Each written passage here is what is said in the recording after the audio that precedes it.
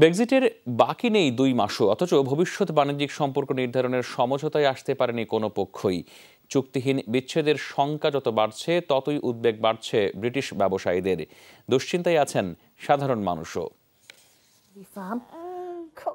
Cerebral palsy, epilepsy সহ নানা গুরুতর শারীরিক জটিলতায় আক্রান্ত 4 বছরের শিশু নোরা, ওষুধ ছাড়া যার একটি দিনও চলে না।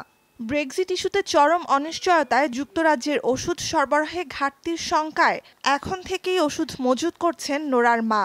কেননা ব্রিটেনের বাজারে 3/4 ওষুধই আসে ইউরোপের অন্যান্য দেশগুলো থেকে। আমার সন্তানের জীবন মৃত্যুর প্রশ্ন। ওষুধ ছাড়া একদিনও বাঁচবে না ও। এর কোনো বিকল্প নেই। ব্রেক্সিটের জটিলতায় সন্তানের নিরাপদ ভবিষ্যৎ নিয়ে আমি শঙ্কিত।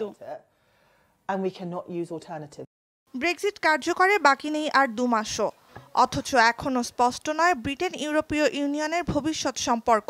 ঘড়ির কাঁটার সাথে পাল্লা দিয়ে ইউর সাথে ভবিষ্যৎ বাণিজ্য নিয়ে সমঝোতায় পৌঁছানোর চেষ্টা করলেও পার্লামেন্টে বারবার হোঁচট খাচ্ছে ব্রিটিশ সরকার। ভেস্তে যাচ্ছে সব প্রচেষ্টা, ফলে বাড়ছে চুক্তি ছাড়া ব্রেক্সিট কার্যকরের শঙ্কা।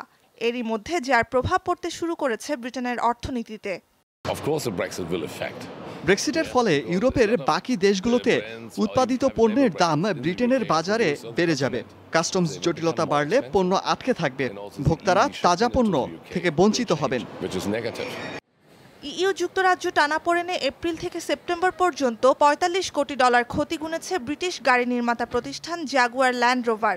1000 কর্মী ছাঁটাই করেছে, কোনো কোনো কারখানা আংশিক এমনকি পুরোপুরিও বন্ধ করা হয়েছে।